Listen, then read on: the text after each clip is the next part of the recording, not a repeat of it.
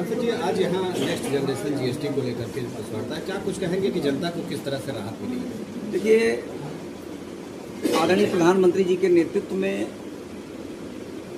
जब 2014 में भारतीय जनता पार्टी की सरकार बनी तो भारतीय जनता पार्टी का ये मानना था कि एक देश में एक कर होना चाहिए, वन नेशन वन टैक्स की व्यवस्था लागू होनी चाहिए। जैसे वन नेशन वन कार्ड, ऐसे तमाम योजनाएं हमारी सरकार ने लागू की है। उसी प्रकार एक देश में एक कर की व्यवस्था होनी चाहिए। तो व्यापक विचार विमर्श करके 2017 में भारत सरकार ने जीएसटी लागू किया।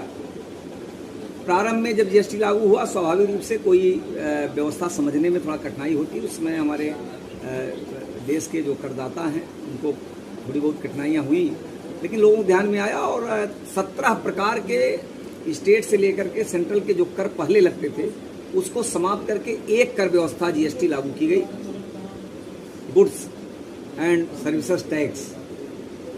और उसके कारण देश की आर्थिक जो कर का कलेक्शन हुआ वो बड़े पैमाने पर कलेक्शन शुरू हुआ और आम जन को जो फाइलों में समस्या होती थी, फाइलें मेंटेन करना, एक तरह से कह सकते हैं जो इंस्पेक्टर राज के कारण परेशानी होती थी, उससे छुटकारा भी मिला और व्यक्ति को एक जगह टैक्स दे करके अपना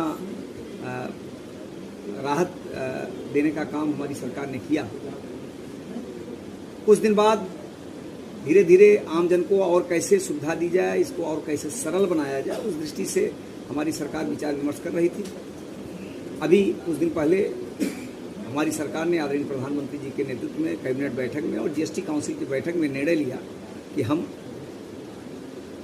नेक्स्ट जनरेशन जीएसटी की व्यवस्था लागू करेंगे और तमाम ऐसे क्षेत्र हैं, जो खाद्य का क्षेत्र है, कृषि है, स्वास्थ्य है, शिक्षा है, इस पर हम जो जीएसटी की जो दरें थी उसको समाप्त करके जीरो कर देंगे।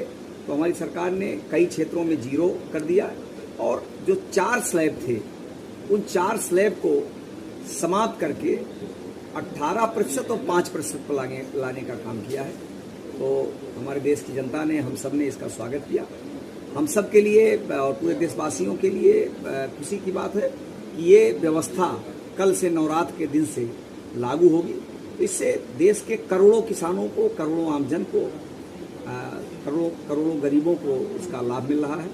और आज उसी संदर्भ में आप सबके माध्यम से बस्ती की सम्मानित जनता को ये ठीक प्रकार से जानकारी हो कि मोदी सरकार ने